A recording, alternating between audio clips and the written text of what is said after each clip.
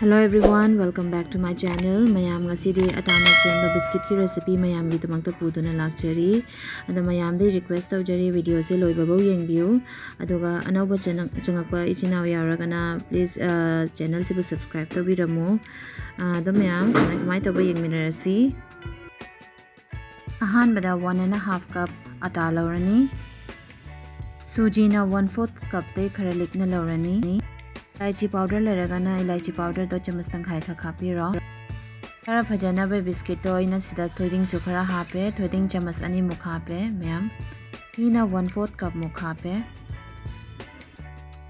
hojik lauri pochai ma'am se phajana mix tawsan biro ma'am aina hojik sida lauri pochai ma'am se phajana tawsan na loire hojik sida chini muk hapani chini se 1/4 cup muk hapani ma'am mayam hojik chini muk hap loiraga chini simuk phajana combine tawsanbiro mayam hojik ising kitang hapaga sigi dough ama ready tawdoini dough se yam soft oihandoi natte khara dum kalhallani mayam ising happa matamda amuktada pulap hapchanbinu kitang tawna hapaga ata se thitpiu Aata se sida thitpa loire aata se yamna su soft oidoi nate yamna su kandoi nate hojik thitli aata sidai portion ama lauraga sigi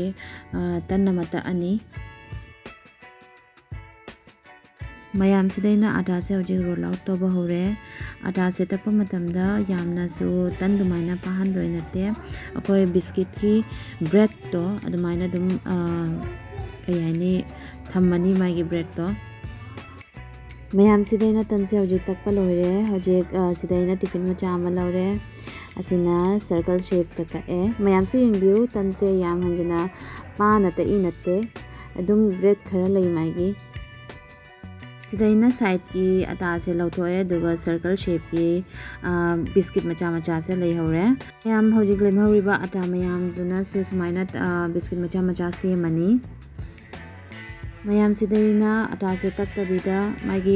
ball macha ama laure ball se dum khutna press tawraga akoi chamas haiba kata chamas tuna shape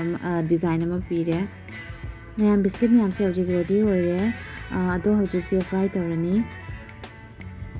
mayam sidaina khangda thau khara laure duga ngaudoi se akoi low flame da ngaudoni low to medium da high da disung tawbirano high da tawradi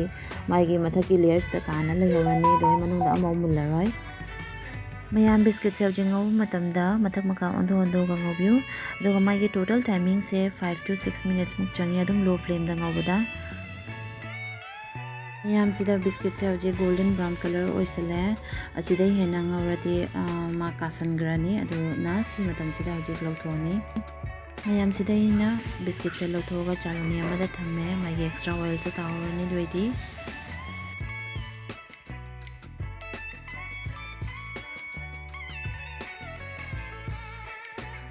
mayam sidaina lehori bate biscuit mayam do same process da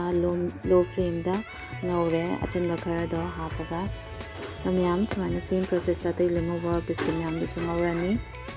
mayam biscuit se hojik punamak ready hoire yengbada hawga da manra yeng mayam biscuit se chini di hapi ai khangaga yam henjena thumdabida yam hawgre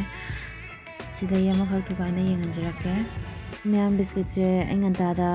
chaga thakpada su hawni aduga angang gi tiffin da su hapadum yani mayam se soidana try tabiu adam mayam video se yengba nungairati agi recipe video se bu like share and subscribe to kabinu anawa changak pai chinaw yauragana